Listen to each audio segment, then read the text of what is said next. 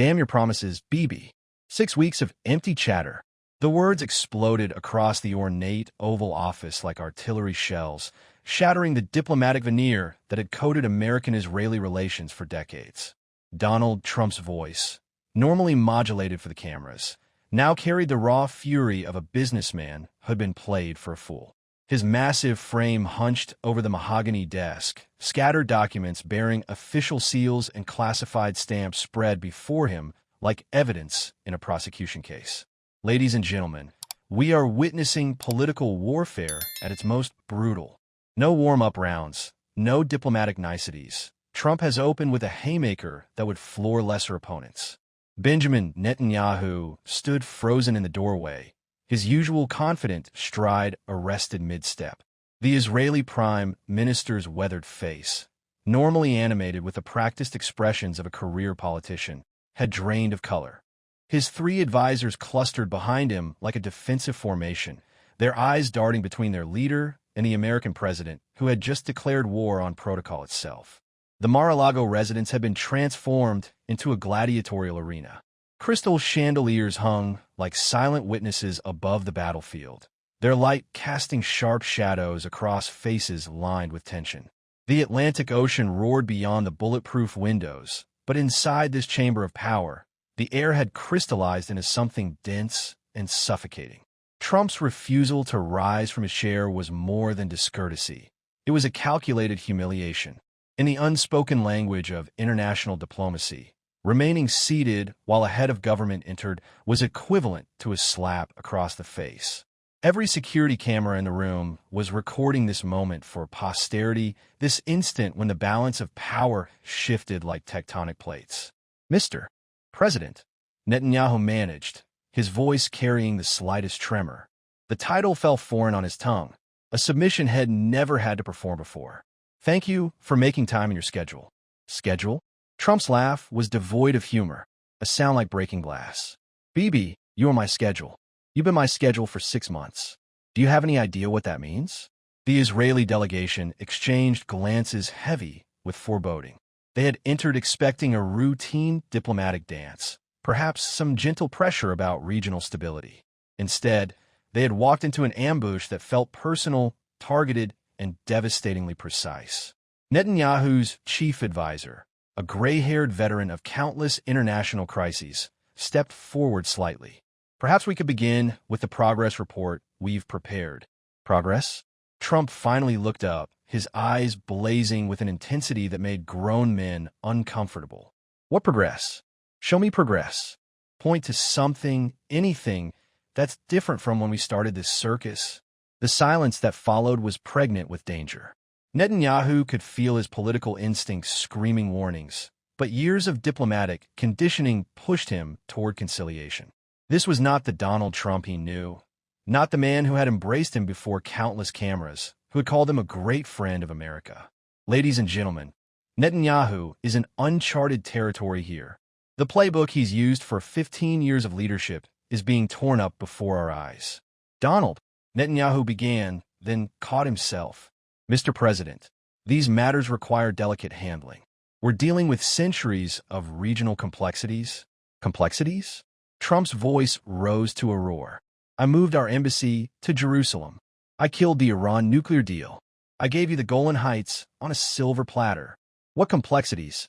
Each achievement Trump listed struck Netanyahu like a physical blow. These were indeed monumental gifts, political capital that Trump had expended against fierce domestic opposition. The embassy move alone had cost Trump significant support among moderate voters. The Iran deal withdrawal had isolated America from European allies. The Golan Heights recognition had triggered international condemnation, and Netanyahu knew it.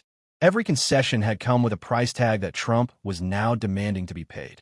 The Israeli Prime Minister's mind raced back to that pivotal meeting 6 weeks ago. The memory surfaced unbidden, as vivid as yesterday. February 10th, 2025.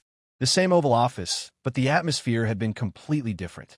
Trump had been expansive, almost giddy with the possibilities. Bibi, my friend, this is going to be the deal of the century. We're going to solve the Middle East puzzle once and for all. Netanyahu had nodded enthusiastically, caught up in Trump's infectious optimism. Mr. President, with your vision and our expertise, we can achieve what no previous administration has managed. In talking about a comprehensive regional framework, Trump had continued, gesturing broadly. Economic cooperation, security arrangements, normalization agreements. The whole package. And you're going to be the key to making it happen. The terms had seemed reasonable then. Netanyahu would return to Jerusalem, navigate the complex coalition politics, and deliver a preliminary agreement within 6 weeks. Trump would handle the Arab partners, using his business acumen to craft deals that everyone could accept. 6 weeks, Bibi. That's all I need from you. 6 weeks to show me that Israel is serious about regional peace. Netanyahu had shaken hands on it, confident in his ability to manage domestic politics as he had for over a decade. 6 weeks had seemed like an eternity, but those 6 weeks had evaporated like morning mist. Coalition partners had balked at concessions. Opposition leaders had leaked details to the press. International lawyers had raised technical objections. The Israeli parliament had demanded extended debates on every clause. Netanyahu had sent increasingly frantic messages to Washington, explaining the delays, requesting patience, promising imminent breakthroughs. Each message had been met with cooler responses from Trump's staff, until finally, the summoning call had come. Now, facing Trump's barely controlled fury, Netanyahu understood that those 6 weeks had been more than a timeline. They had been a test of reliability, loyalty, and competence. A test he had failed spectacularly. You know what hurts the most, Bibi? Trump's voice had dropped to a whisper, which somehow made it more menacing than his earlier shouting. I believed in you. I stake my credibility on your word. This is where it gets personal, folks. When trust becomes a weapon, political relationships can be destroyed forever. Netanyahu felt the ground shifting beneath his feet. This wasn't about policy disagreements or technical difficulties anymore. This was about Trump's ego, his brand, his self-image as the ultimate dealmaker. And Netanyahu had made him look incompetent. The press is calling me weak, Trump continued, his voice building again. Democrats are saying I can't manage international relationships. My own party is questioning my Middle East strategy. All because I trusted Benjamin Netanyahu to keep his word. The accusation hung in the air like toxic gas. Netanyahu's advisors were studiously examining their shoes, understanding that they were witnessing the destruction of one of the most important bilateral relationships in modern politics. Mr. President, please understand the constraints we face domestically. Netanyahu began, but Trump cut him off with a sharp gesture. Constraints? I face constraints too. Do you think the American political system is simple? Do you think I don't have opposition? Trump stood suddenly, his imposing frame casting a shadow across the desk. But I deliver. When I say something will happen, it happens. The physical act of standing transformed the dynamic entirely. Trump now loomed over the seated Netanyahu, a deliberate inversion of their usual relationship. The symbolism was unmistakable. The student lecturing the teacher, the dependent disciplining the patron. Netanyahu rose as well, but Trump had already begun pacing, claiming ownership of the space. The Israeli prime minister found himself following Trump's movements with his eyes, a submissive gesture that would have been unthinkable just months ago. I pulled out of Syria for you, Trump continued, his voice gaining momentum. I ignored Pentagon objections and withdrew American forces because you said Israel could handle regional security. Where's the stability you promised? Another devastating reminder of political capital expended. The Syria withdrawal had cost Trump his defense secretary and triggered a congressional investigation. Military leaders had testified that the decision undermined American strategic interests. Trump had absorbed all that criticism based on Netanyahu's assurances.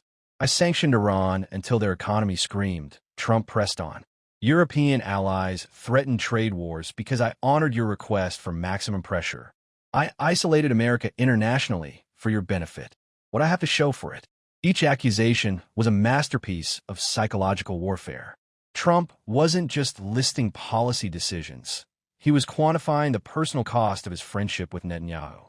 Every favor granted, every political risk taken, every relationship strained for Israel's benefit. The weight of accumulated obligation was crushing. Netanyahu had always understood that American support came with expectations, but he had underestimated how precisely Trump had been calculating the return on his investment. "Donald, Mr. President," Netanyahu tried again, his voice carrying a note of desperation. "The coalition dynamics in Jerusalem are particularly challenging right now. We have religious parties making demands, security hawks questioning any concessions. I don't care about your coalitions." Trump exploded, wheeling around to face Netanyahu directly. "You think I don't have coalitions? You think Republicans in Congress are easy to manage? The difference is I lead them. I don't let them lead me." The comparison was devastating because it was partially true. Trump had indeed shown an ability to bend his party to his will on key issues, while Netanyahu increasingly appeared to be a hostage to his most extreme coalition partners. This is psychological demolition, ladies and gentlemen. Trump is systematically destroying Netanyahu's self-image as a master politician. Netanyahu's lead advisor cleared his throat nervously. "Perhaps we could discuss a revised timeline that takes into account the current political realities." Trump turned his attention to the advisor with the focus of a predator identifying new prey. "And you are?" "David Shemesh, sir. I serve as the Prime Minister's chief strategic advisor." "Strategic advisor?" Trump's tone dripped with contempt. "What strategy exactly have you been advising? The strategy of making Donald Trump look like an idiot? Because if that's your strategy, congratulations. It's working perfectly." The personal attack on his aide triggered something protective in Netanyahu. Despite everything, these were his people, his team. "Mr. President, my staff is simply trying to navigate complex circumstances." "Complex circumstances," Trump repeated mockingly. "Bibi, let me tell you about complex circumstances. I've got prosecutors trying to put me in prison. I've got a son under federal investigation. I've got media companies spending millions to destroy my reputation. Those are complex circumstances. But I still keep my promises." The reference to Trump's legal troubles was unexpected and deeply personal. For a moment, Netanyahu glimpsed the embattled man behind the presidential facade, someone fighting battles on multiple fronts, someone who viewed reliability from allies not as a courtesy, but as a necessity for survival. But Trump wasn't finished with his catalog of grievances. "I defended you when half my cabinet said you were playing games. I vouched for you when intelligence reports suggested you were stalling deliberately. I put my personal credibility on the line because I thought Benjamin Netanyahu was a man of honor." The phrase "man of honor" was delivered like a physical slap. In Trump's worldview, honor meant keeping one's word regardless of inconvenient circumstances. It meant prioritizing commitments over political comfort. And by that standard, Netanyahu had failed catastrophically. 6 weeks, Bibi. 6 weeks ago, you sat in that exact chair and promised me preliminary agreements by today. Not excuses, not explanations, not requests for extensions. Agreements. Were they? Netanyahu felt himself shrinking under the relentless assault. Every diplomatic instinct he possessed was screaming at him to find middle ground, to negotiate, to offer compromises. But Trump's fury seemed to have moved beyond the realm where normal diplomatic tools applied. "We have draft frameworks prepared," Netanyahu offered weakly. "Initial proposals that could serve as starting points for broader discussions." "Draft frameworks?" Trump's voice rose to a near shriek. "Starting points?" "Bibi, I don't need starting points. I need finishing lines. I need something I can announce to the American people." The reference to public announcements struck Netanyahu like lightning. Suddenly, he understood that this wasn't just about policy outcomes. It was about Trump's need for visible victories he could parade before voters. The American president wasn't just seeking progress. He was seeking headlines. And headlines required concrete achievements, not diplomatic processes. They required signatures on documents, not promises of future cooperation. They required photographs of historic handshakes, not explanations of legislative delays. Then Trump stopped pacing abruptly, his expression shifting from anger to something more calculating. The change was so sudden it was unsettling, like watching a storm cloud transform into clear sky without warning. "You know what, Bibi?" Trump's voice had dropped to conversational levels, but somehow that made it more ominous. "I received a very interesting phone call yesterday evening." Netanyahu felt his stomach drop. In the world of international diplomacy, Unexpected phone calls between major powers usually meant someone was being bypassed, excluded, or replaced. And the way Trump had phrased it suggested that someone was him. Ladies and gentlemen, this could be the game changer. Trump has been holding back information that could completely alter the dynamics of this confrontation. What kind of phone call? Netanyahu asked, though he dreaded the answer. Trump smiled, but it was the smile of a card player revealing a winning hand. The kind that makes me wonder why I've been wasting time with people who can't deliver when there are others eager to make real progress. The implication hit Netanyahu like a physical blow. Other players, other partners, other allies who might be more reliable, more decisive, more useful to Trump's political objectives. The Prince Mohammed was quite articulate about regional opportunities. Trump continued, savoring each word like fine wine. Very specific about timelines, very detailed about deliverables. Very different from the conversations I've been having with some other regional leaders. Netanyahu's blood turned to ice water in his veins. Prince Mohammed bin Salman of Saudi Arabia, the one regional leader with enough influence and resources to potentially replace Israel as America's primary Middle Eastern partner. If the Saudis were making direct overtures to Trump, offering concrete deals with specific timelines, this changes everything, folks. We're not just talking about policy disagreements anymore. We're talking about a fundamental realignment of regional partnerships. What did the prince propose? Netanyahu heard himself asking, though part of him didn't want to know the answer. Trump's smile widened, and for the first time since Netanyahu had entered the room, the American president seemed genuinely pleased. Oh, you'll find out soon enough, Bibi. You'll find out very soon indeed. The words hung in the air like a sword suspended over Netanyahu's head. The Israeli prime minister realized that he had walked into this meeting thinking he was facing criticism for delays. Instead, he was confronting the possibility that he was being replaced entirely. Prince Mohammed was very convincing about regional opportunities that don't require extended parliamentary debates or coalition negotiations. Trump continued, clearly enjoying Netanyahu's discomfort. Amazing how much simpler things become when you're dealing with decisive leadership. The comparison was devastating. While Netanyahu had spent 6 weeks navigating domestic political complexities, Saudi Arabia had apparently been preparing comprehensive proposals for direct presentation to Trump. The contrast between democratic complications and authoritarian efficiency had never been starker. Netanyahu's mind raced through the implications. If Trump was seriously considering Saudi Arabia as an alternative partner, it would represent the most significant shift in Middle Eastern geopolitics since the Cold War. American support had been the foundation of Israeli security for decades.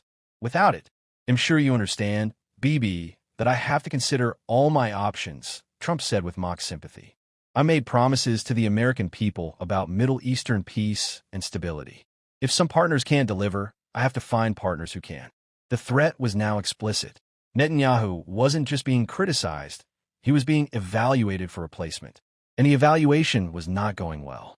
Mr. President, Netanyahu said, his voice hoarse with growing desperation, surely any regional arrangement would require Israeli participation. Our security capabilities, our technological expertise, our democratic values. Would they? Trump interrupted casually, as if discussing the weather. The prince seemed to think there were alternative frameworks that might be more efficient. And there it was, the sword falling.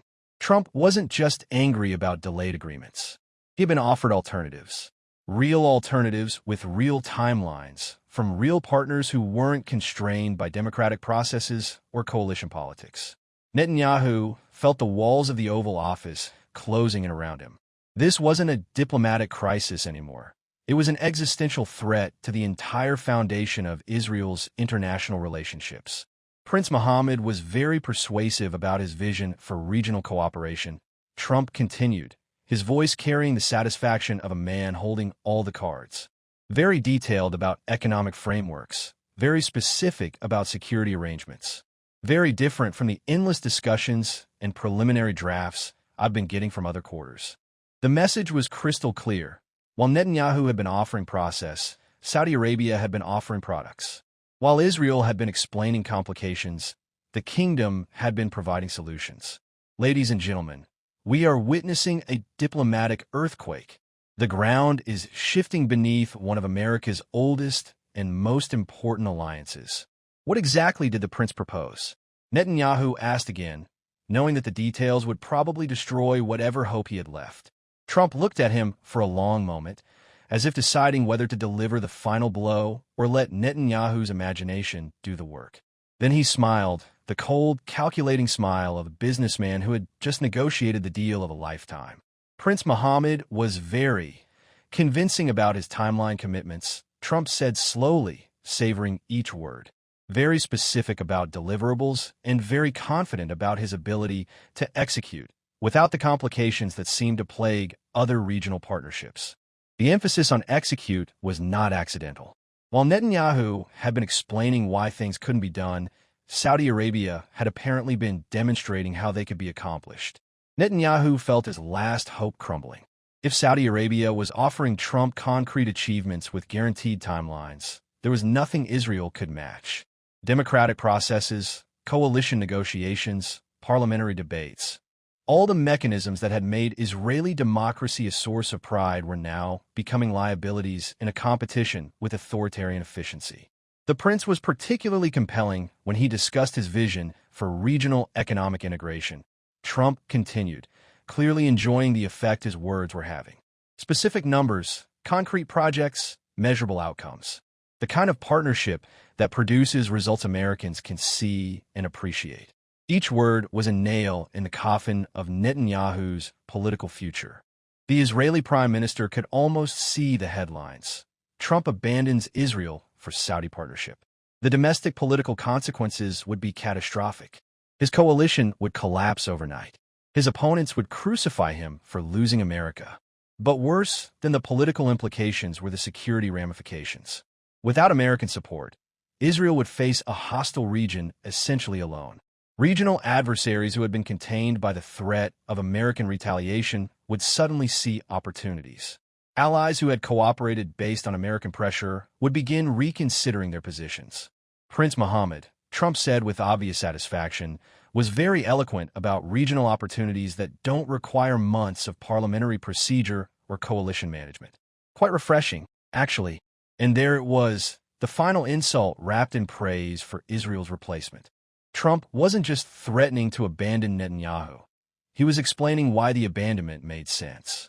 Netanyahu stood in the Oval Office, surrounded by the symbols of American power, and realized that he was witnessing the end of an era.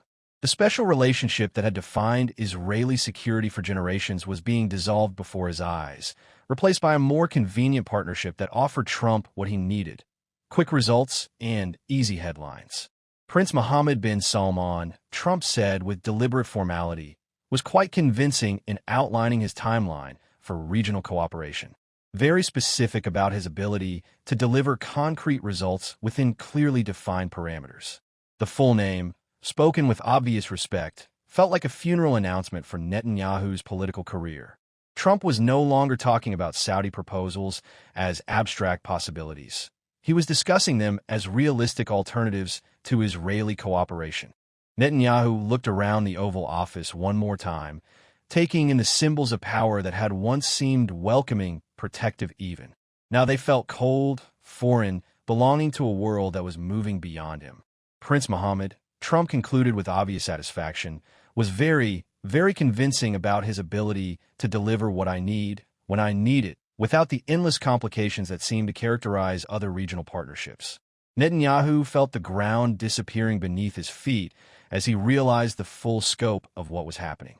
This wasn't just diplomatic pressure.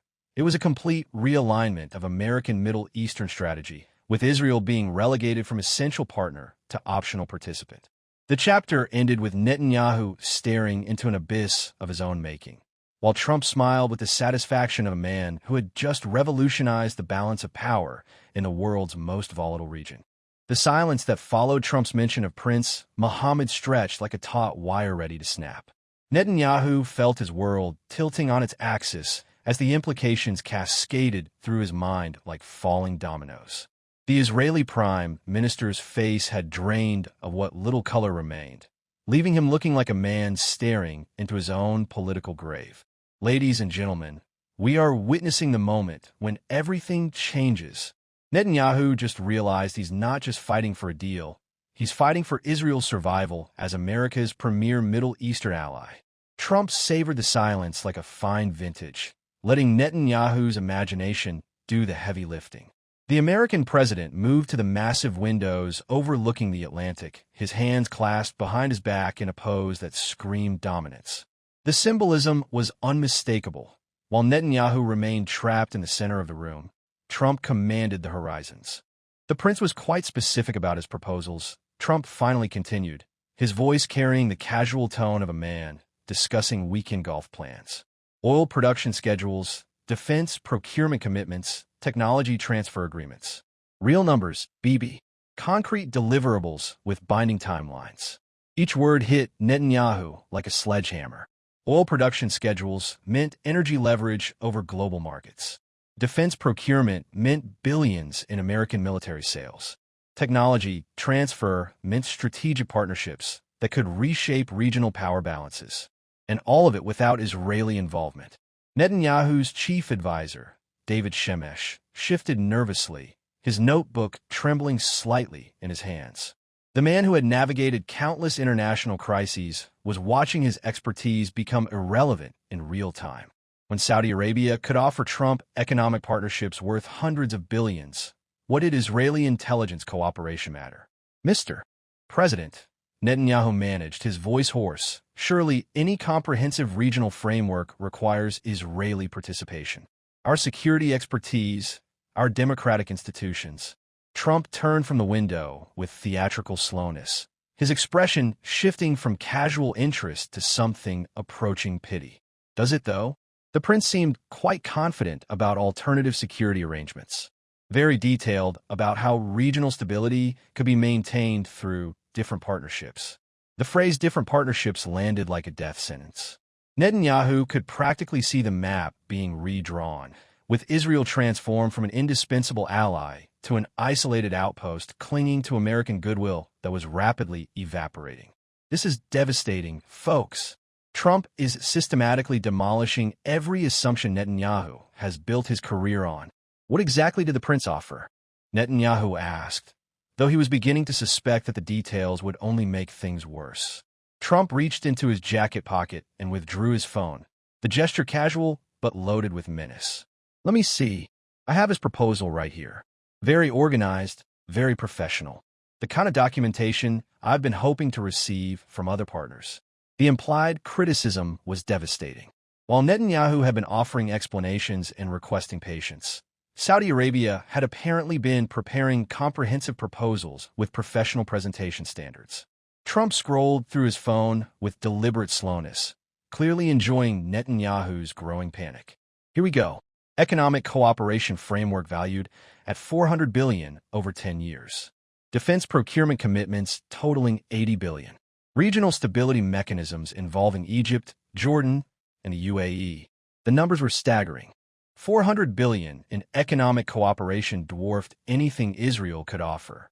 $80 billion in defense purchases would make Saudi Arabia America's largest military customer.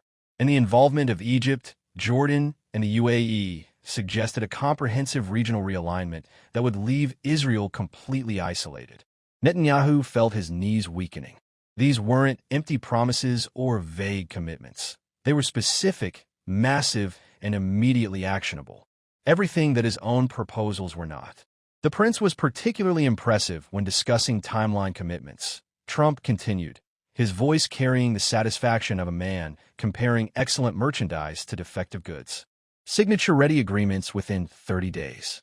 Implementation beginning within 60 days. Measurable outcomes within 90 days. The contrast with Netanyahu's 6-week delay was intentionally crushing. While Israel had been explaining why things couldn't be done quickly, Saudi Arabia had been demonstrating how they could be done immediately. David Shemesh cleared his throat nervously. Mr. President, with respect, any agreement of that magnitude would require extensive verification mechanisms, oversight protocols. Trump's attention snapped to the advisor like a laser targeting system. Verification mechanisms? Oversight protocols? Mr. Shemesh, the prince didn't mention needing verification mechanisms. He talked about execution and results. The dismissal was contemptuous and complete. Trump was making it clear that he preferred partners who focused on delivery rather than process, results rather than procedures. Everything that made Israeli democracy sophisticated was being reframed as inefficiency. The prince, Trump said with obvious pleasure, assured me that decision-making authority rests with him personally. No parliamentary debates, no coalition negotiations, no extended approval processes. Just clear decisions and immediate implementation. Netanyahu felt his democratic principles being weaponized against him. Everything he had once considered Israel's strength, its robust democracy, its free press, its vigorous political debate, was now being presented as a liability in competition with authoritarian efficiency. Ladies and gentlemen, this is political jiu-jitsu at its finest. Trump is using Netanyahu's own democratic values to strangle his negotiating position. But Trump wasn't finished with his catalog of Saudi advantages. He moved away from the window and began circling Netanyahu like a predator toying with wounded prey. The physical movement forced the Israeli prime minister to turn constantly, never allowing him to get comfortable or establish stable footing. The prince also mentioned something quite interesting about regional demographics. Trump continued conversationally. Specific data about population growth rates, economic development patterns, strategic resource distribution. Very compelling arguments about where America's long-term interests lie. The reference to demographics was a knife twist. Saudi Arabia's massive population and vast oil reserves represented a fundamentally different scale of partnership than Israel could offer.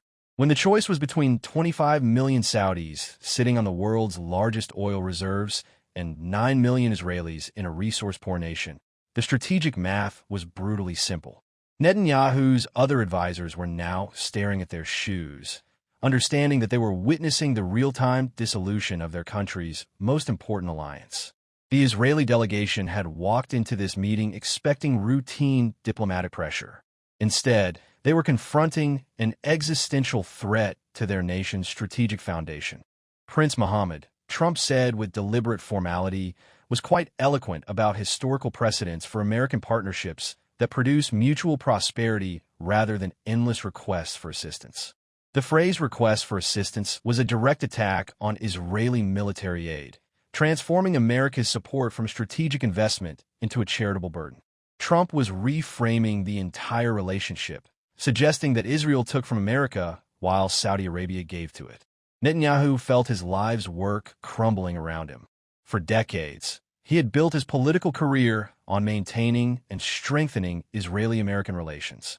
He had weathered multiple American presidents, navigated countless crises, and preserved Israel's special status through charm, competence, and mutual respect. Now Trump was explaining why all of that was irrelevant. The economic opportunities the prince outlined were quite remarkable. Trump continued, his voice carrying the enthusiasm of a businessman discussing a lucrative venture. Joint infrastructure projects, technology partnerships, educational exchanges. The kind of comprehensive cooperation that builds lasting prosperity. Each opportunity Trump described was something Israel couldn't match. Joint infrastructure projects required vast territorial space that Israel lacked. Technology partnerships needed massive domestic markets that Israel couldn't provide. Educational exchanges demanded huge student populations that dwarfed Israeli universities. This is systematic demolition, folks. Trump is proving that everything Israel offers, Saudi Arabia can provide in greater quantities with fewer complications. Netanyahu tried desperately to regain some initiative. Mr. President, I understand the appeal of Saudi partnerships, but Israel offers unique strategic advantages. Our intelligence capabilities, our technological innovation, our democratic stability. Democratic stability? Trump's laugh was harsh and mocking. Bibi, your government fell twice in the last 3 years. You've had 5 elections in 4 years. Where exactly is this democratic stability? The attack on Israeli political turmoil was devastating because it was accurate. Netanyahu's recent political career had been marked by coalition collapses, electoral deadlocks, and governmental paralysis. While he had always presented these challenges as temporary setbacks, Trump was now characterizing them as systemic failures. Prince Mohammed, Trump said with obvious admiration, has been in power for 8 years with clear, consistent policies and unwavering implementation. That's what I call stability. The comparison between authoritarian consistency and democratic volatility was intentionally unfair but politically effective.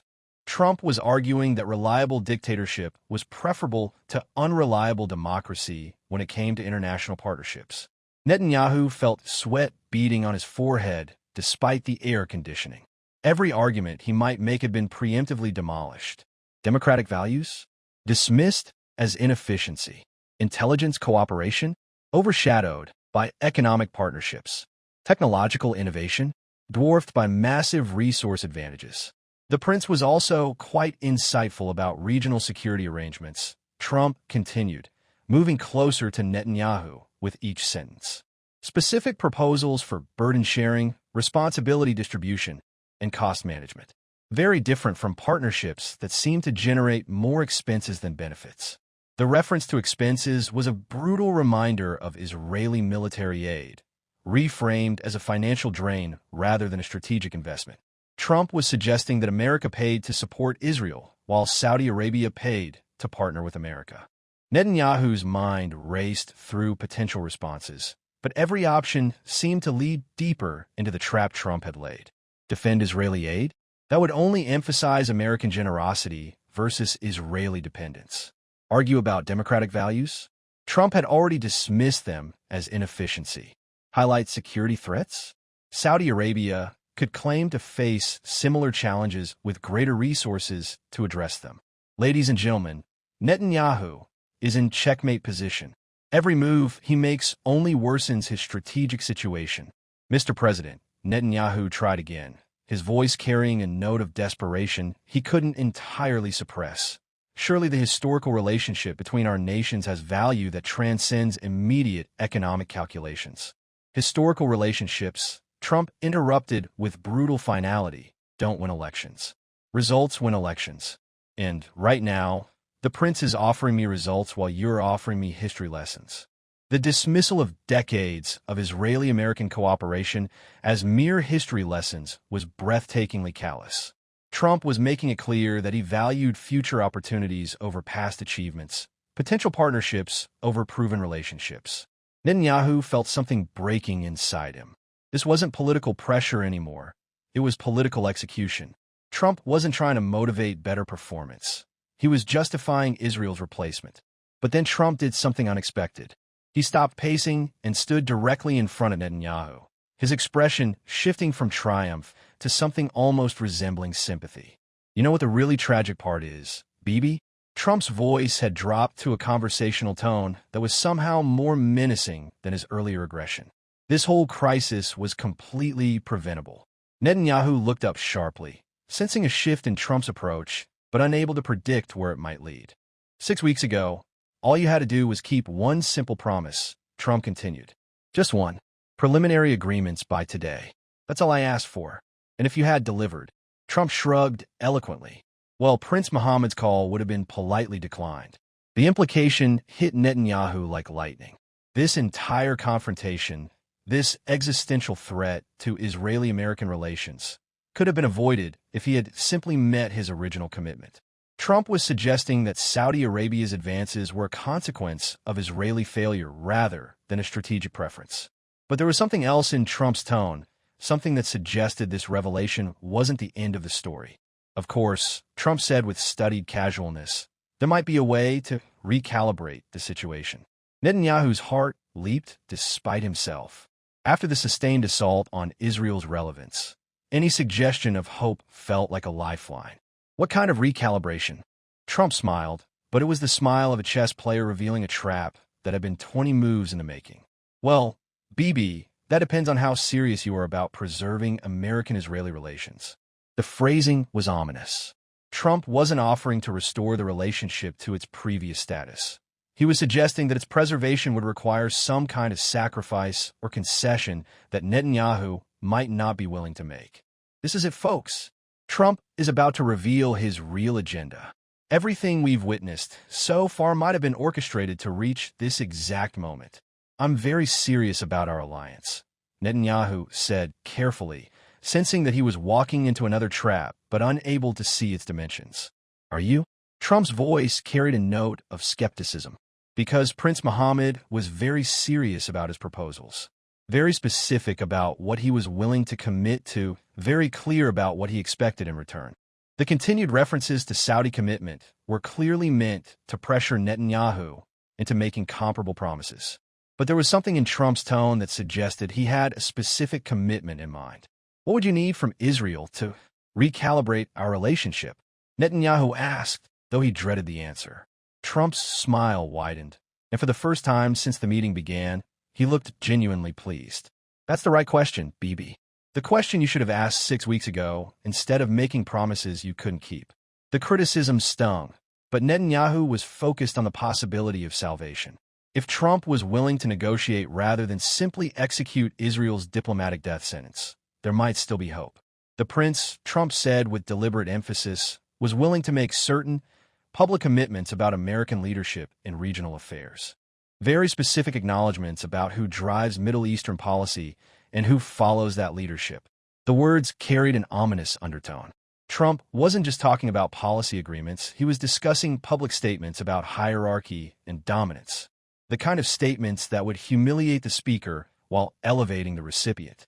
Netanyahu felt his stomach dropping as he began to understand what Trump was suggesting.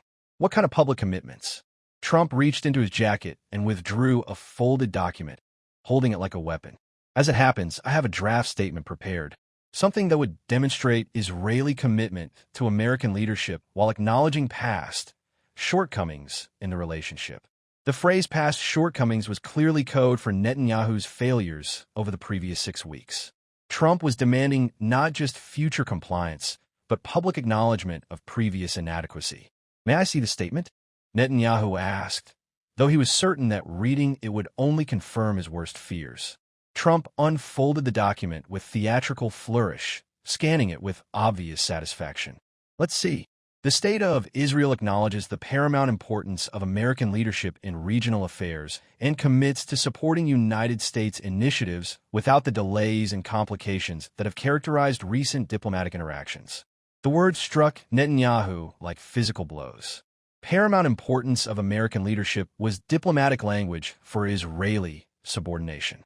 Supporting United States initiatives meant abandoning independent policymaking, without delays and complications, was a public admission of recent failures.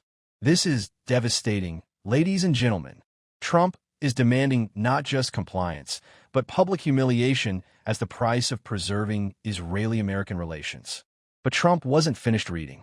Furthermore, Israel recognizes that effective regional cooperation requires decisive leadership and commits to implementing American-supported agreements within timeframes established by United States strategic priorities rather than domestic political considerations.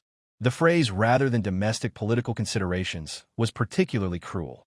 Trump was demanding that Netanyahu publicly acknowledge that Israeli democracy had interfered with American interests and promised to prioritize American demands over democratic processes in the future.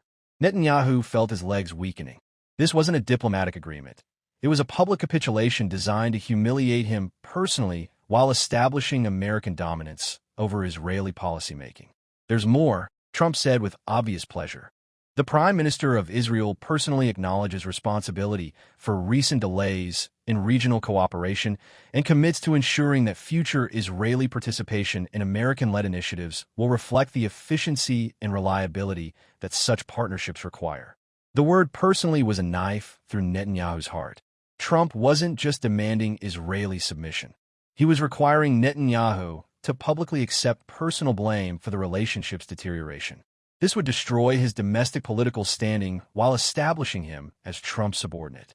This statement, Trump concluded with satisfaction, would be delivered at a joint press conference with full international media coverage within 7 days. 7 days. The same timeline Trump had mentioned for Prince Mohammed's proposals. Netanyahu was being offered the same deadline as Saudi Arabia, but where the prince would be announcing partnership, Netanyahu would be confessing failure. Ladies and gentlemen, this is the most brutal diplomatic ultimatum in modern history. Trump is offering Netanyahu a choice between public humiliation and national isolation. And if I refuse? Netanyahu asked, though he suspected he already knew the answer. Trump's expression shifted back to businesslike indifference. Then I announced next week that the United States is pursuing new regional partnerships that better reflect American strategic interests and values. Simple as that. The threat was crystal clear. Refuse the humiliation, and Trump would publicly abandon Israel for Saudi Arabia. Accept it, and Trump would preserve the relationship while establishing permanent American dominance over Israeli policy. Netanyahu stared at the document in Trump's hands, understanding that it represented the death of everything he had built his career on.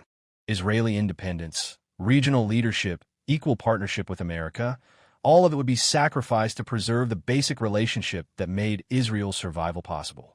7 days, Bibi, Trump said with finality. 7 days to decide whether Israel's future lies in continued partnership with America or in alternative arrangements. The phrase alternative arrangements was deliberately vague but clearly ominous. Without American support, Israel would face a hostile region essentially alone, forced to make whatever deals it could with neighbors who had no reason to be generous. Netanyahu looked around the Oval Office one more time, taking in the symbols of power that would either protect Israel through submission or abandon it through pride. The choice was no choice at all. It was simply a question of whether to die with dignity or live with humiliation. There is, of course, another consideration, Trump added casually, as if discussing an afterthought. The prince mentioned that his offers have expiration dates. Regional partnerships, it seems, are very much a seller's market these days. The implication was clear. Even if Netanyahu accepted Trump's terms, there was no guarantee that refusing Saudi Arabia now wouldn't have permanent consequences. Trump was suggesting that this might be Israel's last chance to avoid complete irrelevance. Netanyahu felt the walls of his political career closing in around him as he realized the full scope of what was happening. This wasn't just about regional agreements or diplomatic processes. This was about the fundamental restructuring of Middle Eastern power relationships, with Israel being forced to choose between subordination and abandonment. Now then, Bibi, Trump said with the satisfaction of a general accepting an enemy's surrender, do you understand the real price of the game we've been playing? Netanyahu stared at the humiliating document in Trump's hands, each word on the page representing another nail in the coffin of his political dignity. The silence stretched between them like a chasm that could swallow entire careers. 7 days. 7 days to choose between public humiliation and national isolation. The Israeli prime minister felt the weight of 75 years pressing down on his shoulders, not just his own life, but the life of his nation. Ladies and gentlemen, we are witnessing the final moments before political capitulation. The most powerful leader in Israeli history is being forced to choose between pride and survival.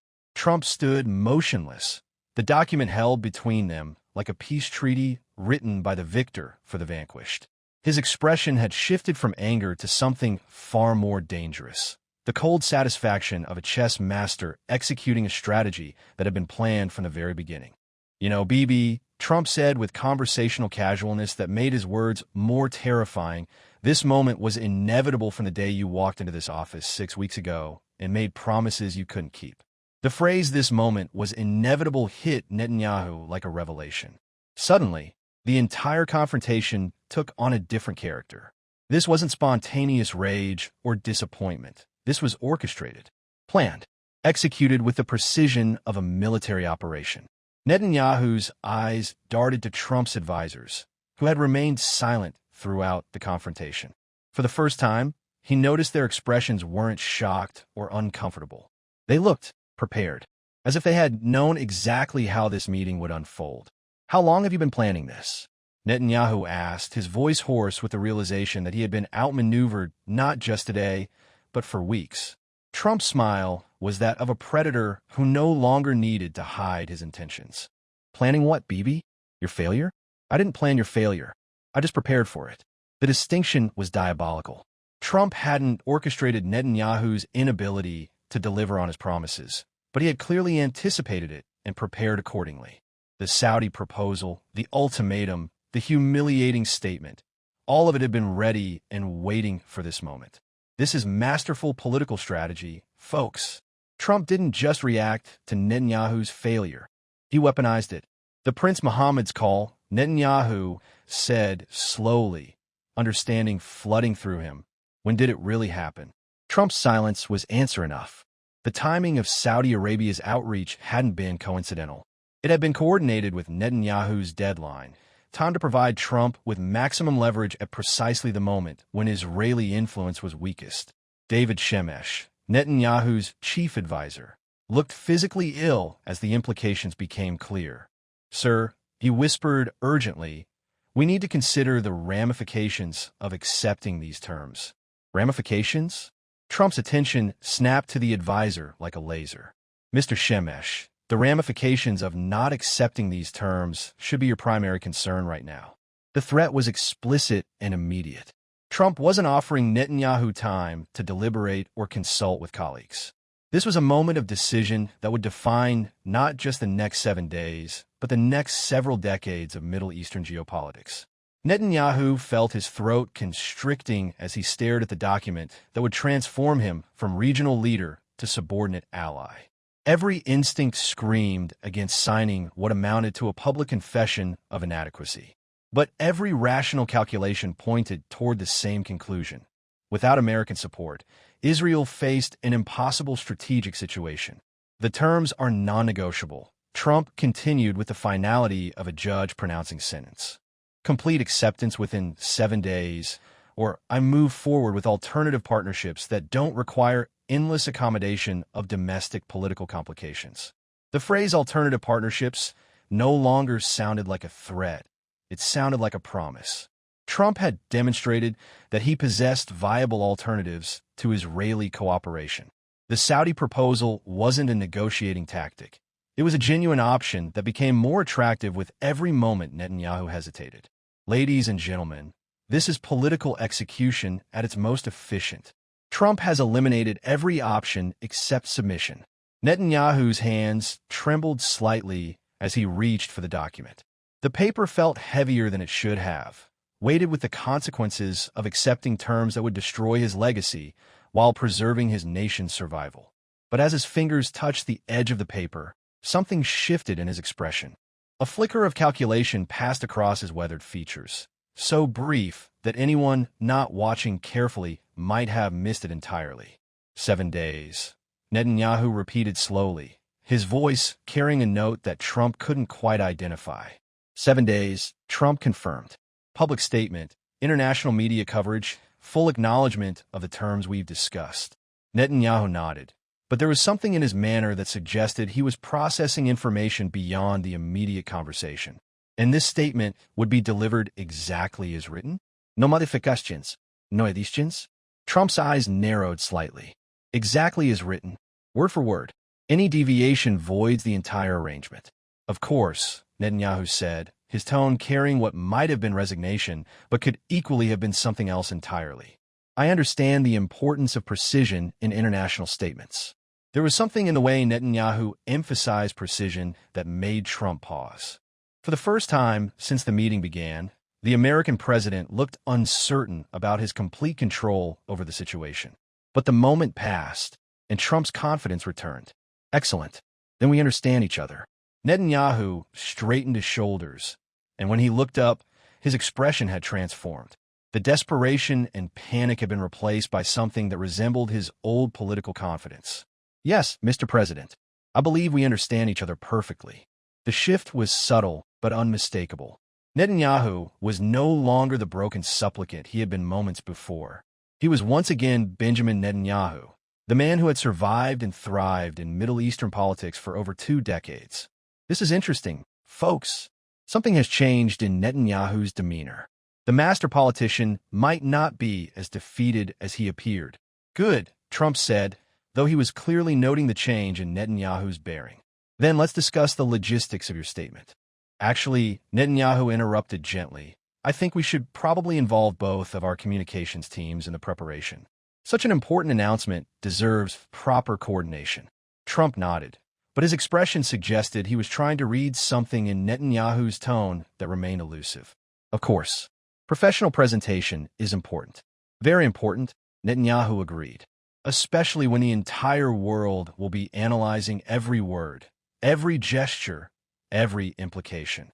The emphasis on analyzing carried a weight that made Trump's advisors exchange glances.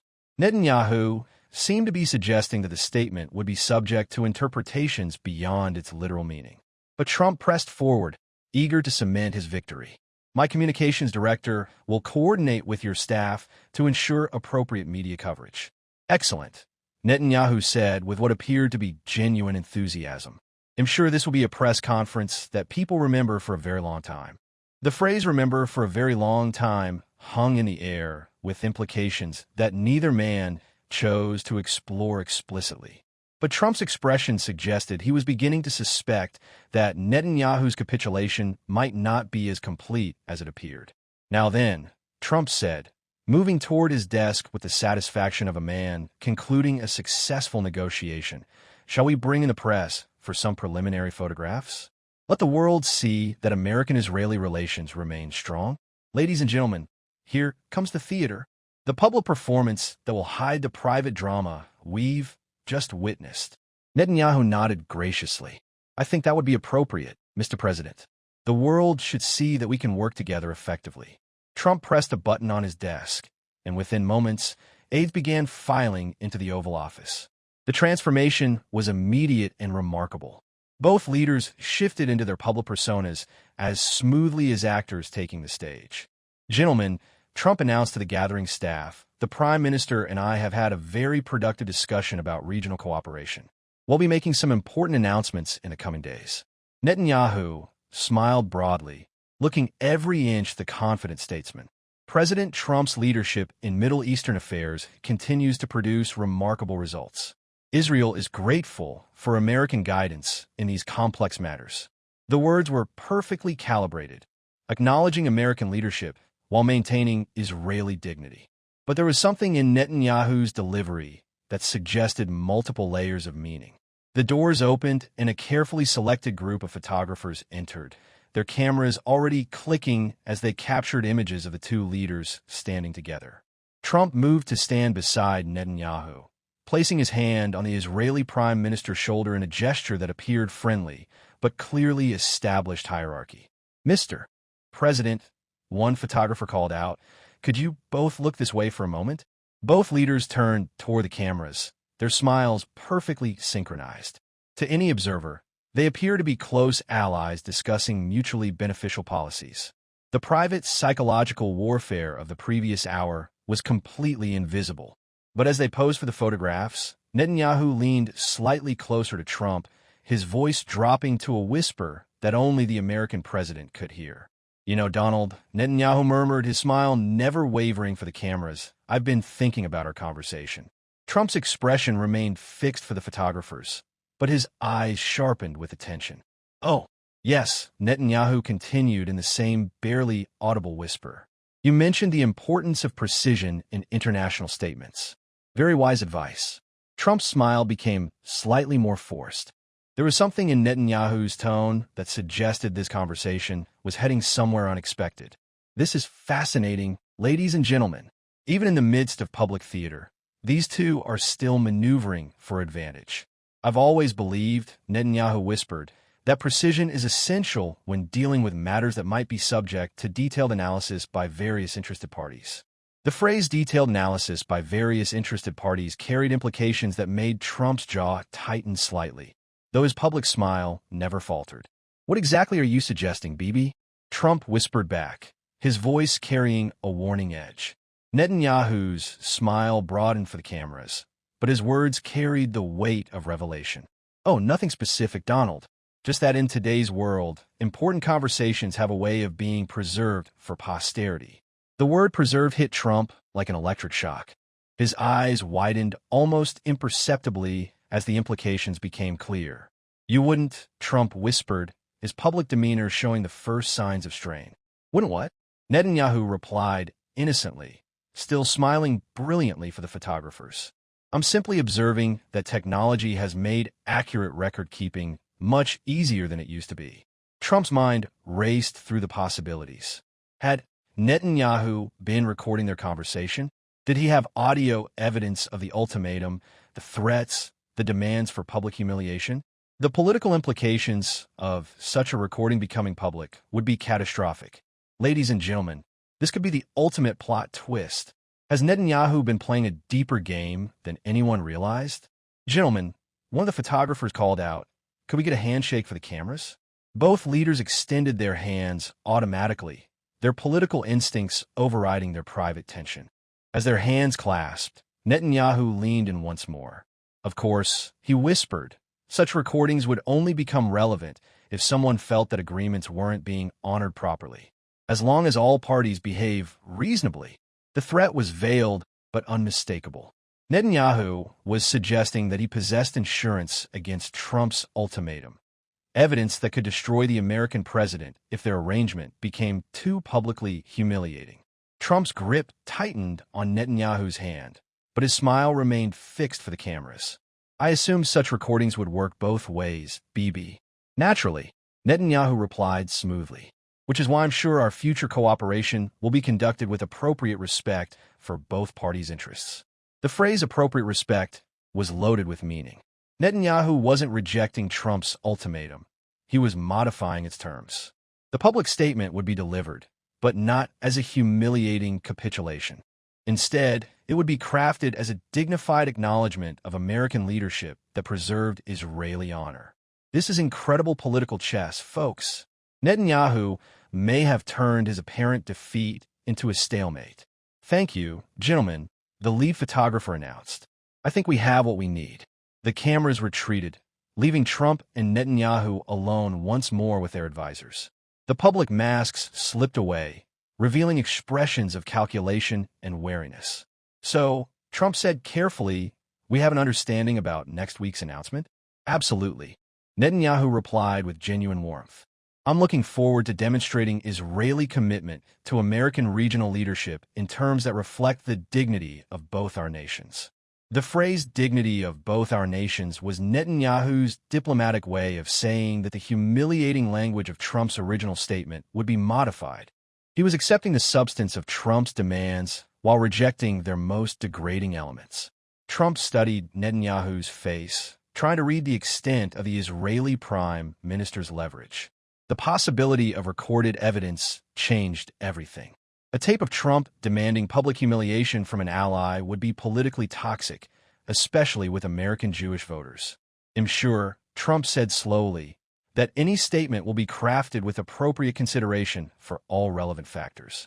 "Precisely," Netanyahu agreed. "After all, effective diplomacy requires balancing firmness with wisdom." The two men looked at each other across the Oval Office, each understanding that the game had shifted once again. Trump's complete victory had been transformed into something more complex. A mutual accommodation where both sides possessed weapons that could destroy the other.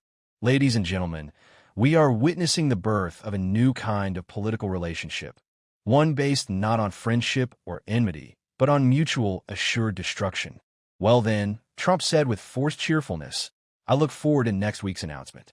"As do I," Netanyahu replied. "I think it will be quite illuminating for everyone involved." The word illuminating carried layers of meaning that both men understood perfectly. The announcement would reveal the new dynamics of American-Israeli relations, but would also demonstrate that both leaders possessed the capacity to survive and thrive in the most challenging political circumstances. Trump's advisors began ushering the Israeli delegation toward the door, but Netanyahu paused for a final moment. "Donald," he said with apparent casualness, "thank you for a very educational afternoon. I've learned so much about the importance of documentation in international relations." Trump's expression tightened at the word documentation, but he managed a diplomatic smile. "Always a pleasure, BB. I'm sure our future interactions will be equally instructive." The two men shook hands once more, their grips conveying mutual respect born of mutual threat. Netanyahu had entered the Oval Office as a supplicant and apparent victim. He was leaving as something far more dangerous, an equal partner in a relationship defined by balanced leverage rather than simple dominance. As the Israeli delegation departed Mar-a-Lago, Netanyahu's advisors buzzed with whispered questions about what had just transpired. But their leader remained silent, his expression carrying the satisfaction of a man who had turned apparent defeat into strategic advantage. Trump watched from his window as the black government vehicles disappeared down the Palm Line driveway. The complete victory he had orchestrated had been transformed into something more complex, more dangerous, and infinitely more interesting. Ladies and gentlemen, this political championship fight has ended not with a knockout, but with both fighters still standing, both bloodied, both wiser, and both more dangerous than when they began. In the days that followed, preparations for the joint announcement proceeded with meticulous care. The language was negotiated word by word, with each phrase carrying implications that reached far beyond its literal meaning. The press conference would demonstrate American leadership and Israeli cooperation, but it would also establish new rules for a relationship that had been fundamentally transformed. When the announcement finally came, the world would see two leaders standing together in apparent harmony. But those who understood the deeper currents of international politics would recognize something far more significant: the emergence of a new model for alliance relationships based not on sentiment or tradition, but on the hardest currency of all, mutual respect backed by mutual threat. In the end, both men had gotten what they needed. Trump had established American dominance in Middle Eastern policymaking. Netanyahu had preserved Israeli influence while gaining insurance against future humiliation. The region would be reshaped according to American preferences, but with Israeli dignity intact and Israeli interests protected.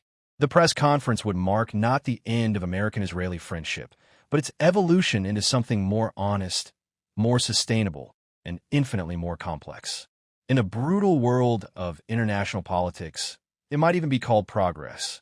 As the sun set over Mar-a-Lago, both leaders understood that they had participated in something historic.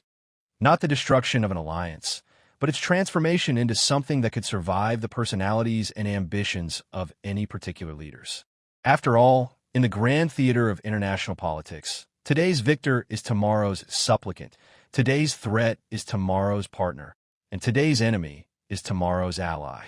The only constant is the endless dance of power, leverage, and survival that defines relationships between nations.